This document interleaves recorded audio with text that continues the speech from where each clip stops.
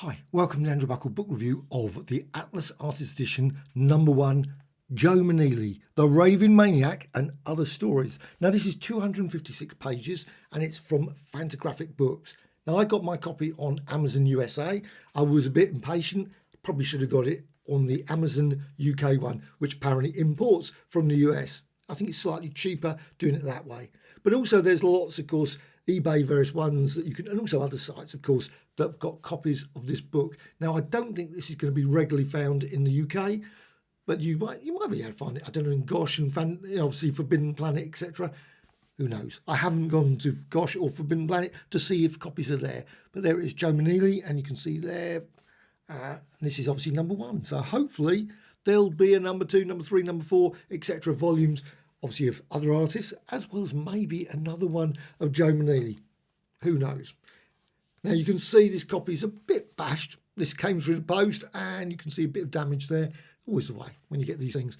But it's okay. I think it's still a nice quality book. And you got on the back, you got Submariner, which is slightly deceptive since he only appears on 2 pages in the book itself.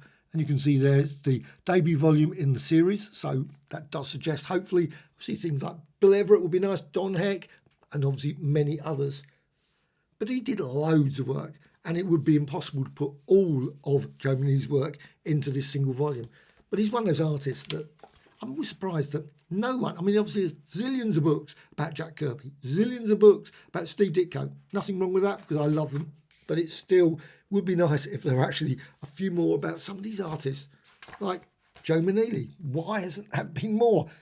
You got here, there, you can see details there, and all the various people. Dr. Michael J. Vasillo, I love seeing his articles and various things on various Facebooks, and there's also other things, of course, as well. And he's done lots and lots of essays in other things like Marvel Masterworks and Omnibus Editions and etc. Now, also, this is by Alan Harvey, who did the restoration, which I think he's done an amazing job.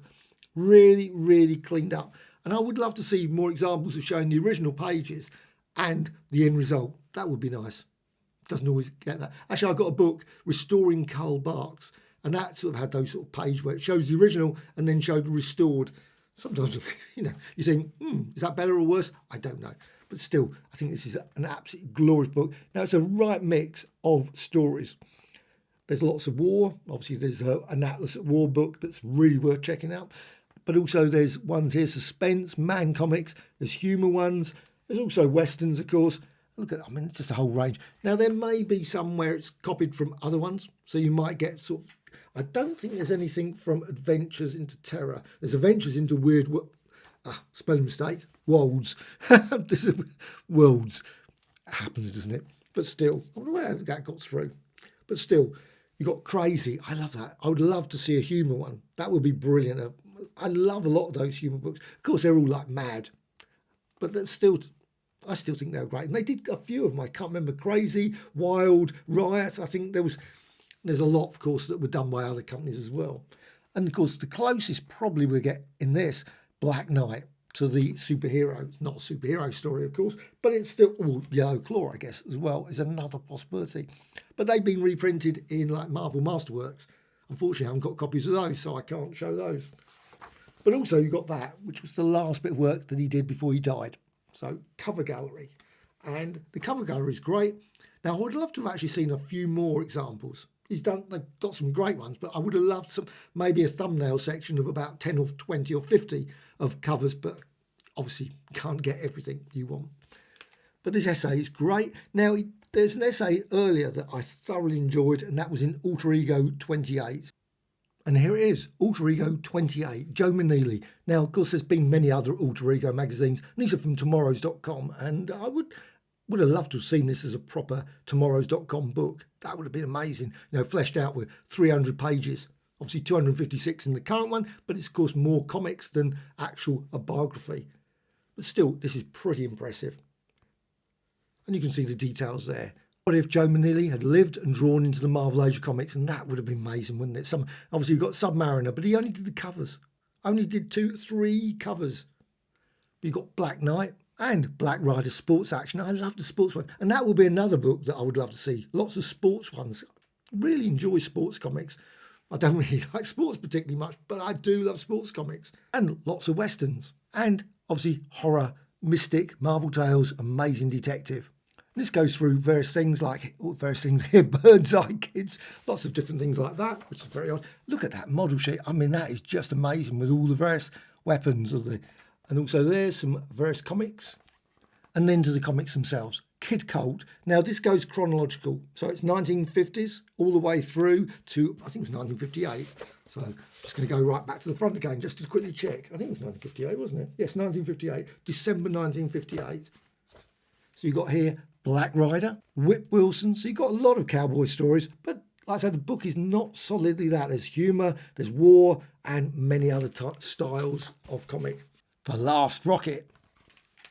And there's lots of horror as well. The Eyes That Stare. That's a good story. Really, really good story. Now, it's quite a lot of these ones are only about 3 or 4 pages. They're not, but they tell the story really well. Now, you'll notice one thing. You can see, of course, occasionally when I turn this, this is a glossy paper. It's also quite big, actually, in comparison with, let's just quickly go to the other one I've got here. I've got the original one that came out only a couple of, whoops. Here it is, Adventures into Terror. You can see it's obviously a bit bigger. Now, this was matte. I quite like that. And, of course, everyone will have their independent preferences. But it's certainly, this one is a lot bigger. You can see, of course, the border there. Lots of people mentioned about it. It wasn't an issue for me, I must admit. But obviously for some, definitely was. And I think they resolved that quite nicely. But you can see here it's a glossy one. And, you know, maybe it's not for everyone, but I'm fine with it. Fine with it. If it had been in matte, I would have been happy with it. In gloss, fine. Because the thing is, it's not like the Marvel Masterworks or the omnibus editions where you get a real intense, I think, oversaturated colours, and it just cleaned up within an inch of its life. And I'd prefer this sort of like near enough as if it's like the original comics. And that's the good thing about it. You can look at it, it's still cleaned up, so it doesn't look a real grubby comic. But at the same time, you know, you probably can't imagine it being exactly the same as it was in the 1950s, but it's as close as we're probably ever going to get, unless we, of course, get a time machine. And, of course, they never did a story with, they did quite a few time machine stories, but they never had a time machine story where people go back and find a selection of comics from the 1950s. I suppose no one's ever done one of that. I would do that one. Shadow, The Shadow. And like I say, there's lots of odd ones with, now I don't know what we'd classify this one, probably, yes, another sort of horror / mystery, I suppose, or and this one's definitely obviously a horror one. Haunted. I love those titles. They're always great. And there's some gruesome characters there. And of course, Answer the Door. I know you're inside. I love those ones. They are just great stories. You always know how they're going to resolve in the end. I'm not going to show you how it ends, but it's always pretty obvious as soon as you start reading. And a war one. The Invasion That Shocked the World. I must admit, I don't know anything about it. But still, I imagine it did shock the world. Actually, this is another one that's really good. The Thing That Waited. It's a real unusual story. Very peculiar. And also, oh, that one's an odd one as well. And the artwork does definitely improve as it goes through the book. I mean, it really gets even more detailed. And the style changes. I love the way he always did this, the backgrounds. The backgrounds are always good. He sort of gave us sort of like a very thinner line. And it really, really worked. I just wonder how it would have worked in, of course, Marvel Comics in the 60s. But still, I'm certain it would have been super impressive. Combat Kelly as well. Now, I guess probably a bit like Sergeant Fury kind of thing. Now, Combat Kelly continued on for quite a while. Actually, I don't know if Combat Kelly ever continued into the 60s or 70s. Does he still exist as a character? When the Vampire Calls. I mean, look at that. I mean, that is a pretty impressive splash, isn't it? That looks really good. Sort of like Morbius kind of thing, I guess. Or zombie. I don't know. Body horribly mutated and mutilated, I should say. And drained of blood. Oh, northern France as well. Very strange. Oh, I mean, again, another great story. Oh, just the colours as well. Just beautiful. Ambush Ahead. I mean, look at that, the Intent to Kill. I always love the way he always included those.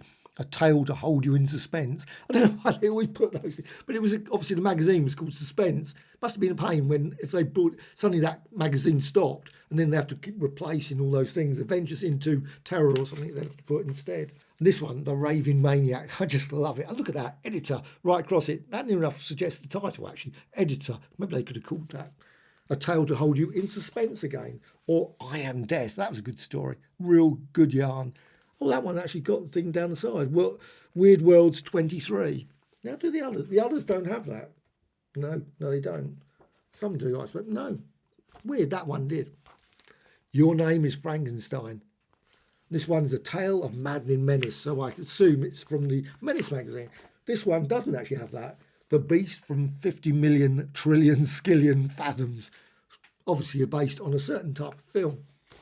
Or Ringo Kid. I mean, again, this is the style. I mean, this sort of lovely, sort of thinner line, or more, I don't know, is it thinner line? But it's less pronounced, sort of fades away into the background, but still really works, sort of tells the tale in the sense of one big page there, and also Let Not History. In many ways, obviously, I love EC Comics. I'm a mega fan of EC Comics. But the one thing about these ones, Marvel ones, or Atlas, of course, as they were called then, they didn't seem so wordy. Sometimes you'd have, like the EC ones would have a massive, just too much writing sometimes. And I think they always suffered a little bit from that. Anyway, Black Knight, the menace of Mordred the Evil. And you can see, again, it's got that sort of, the characters slightly in the distance there. Oh, that one does actually also include Black Knight #1. It's weird, isn't it? Some have it, some don't. But they always had this job code. Now, this is Black Knight from, obviously, not the original ones. They would be very expensive now. I think they go for a lot. But this one's Black Knight, the Black Knight. I don't know what the title of it is.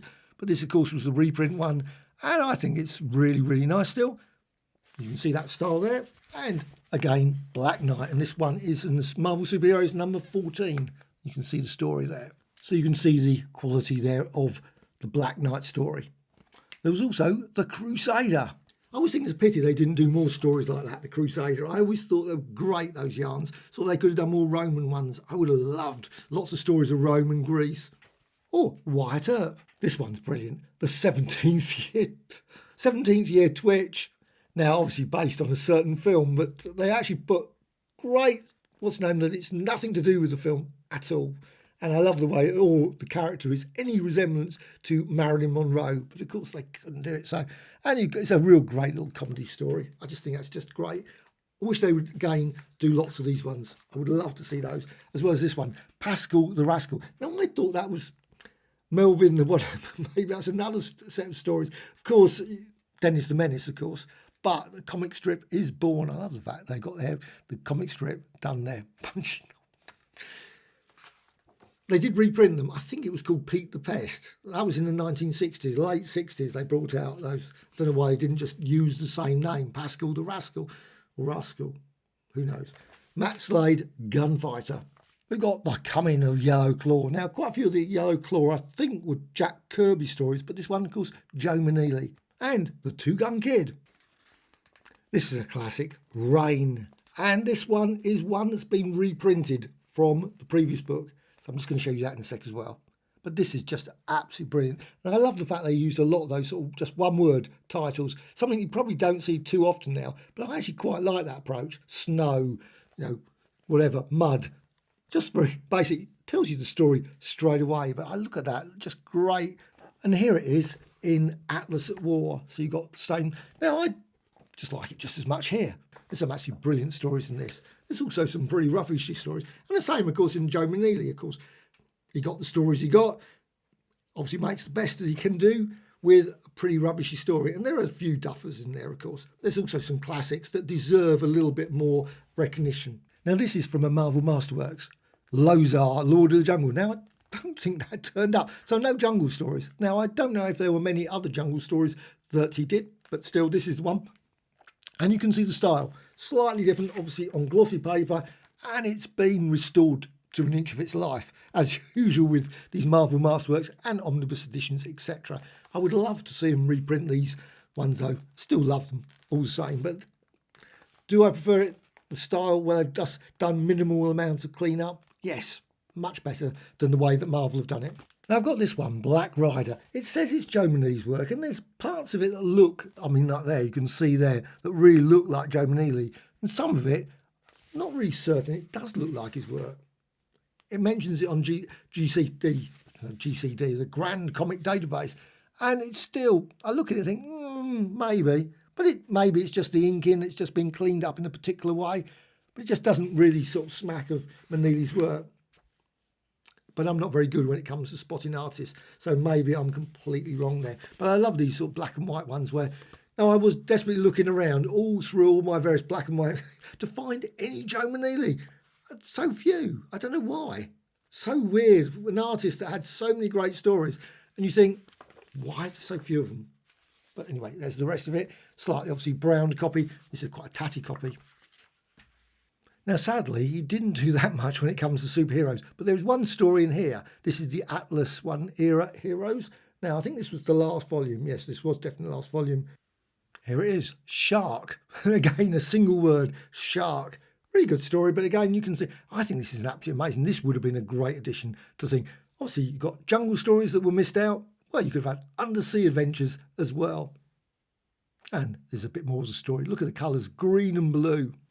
I've also got this, Maneely at Charlton. This again on Kindle, 70 pages of forgotten Maneely stories. Of course, he worked for others than Atlas, and this one's quite good, but I don't think the quality compared with his Atlas work is fine, but still not so brilliant. Wild Bill Hickok. There's also a lovely cover gallery. Riot. I don't think there were any stories from Riot. There might have been, but certainly I love it. And Submariner. Again, would have been great to have seen, obviously, some actual Submariner comics, but sadly, I don't think he did any. So, wow, this is an absolutely brilliant, brilliant book. I love it. Absolutely over the moon that finally got a book about and obviously showing lots of his work. Generally, hopefully, there will be definitely a volume 2 or volume 3 in this sort of format. It would be just amazing. Obviously, it would be really brilliant if they actually sorted out any issue with licensing or whatever the reason is why we're not getting it in the UK. Just baffles, but still, that's the way it goes. I hope that copies will be easily available and you can obviously find a copy. I've loved it. I really think there's some great stories in here, and just the mix of stories as well, something you just don't get nowadays. You don't get those humorous stories, which I love those sort of ones. Also the westerns, war comics, all those things, just brilliant. So Joe Maneely, Atlas edition. I love the way it's an Atlas artist edition, I should say. Slightly confusing, but still. From Fantagraphics, and this is an absolute masterpiece. So far, we've had 2 volumes of the Atlas Comics Library. Well, we've got In the Days of the Rockets. Obviously, that's going to be a more science fiction one. This includes characters Jet Dixon and Speed Carter. And it's coming out on May the 28th, 2024, according to the Amazon website. Really looking forward to this one. This is number 2, Venus. Well, Venus, of course, came out volume 1 in Marvel Masterworks. We unfortunately never got the volume 2. I would love to have seen that, or an omnibus edition would have been really great as well. But now we're finally getting it in this lovely format. So number 2, and apparently that's coming out in April the 16th. Whether it does or not, who knows? Whether we get it in the UK, I don't know.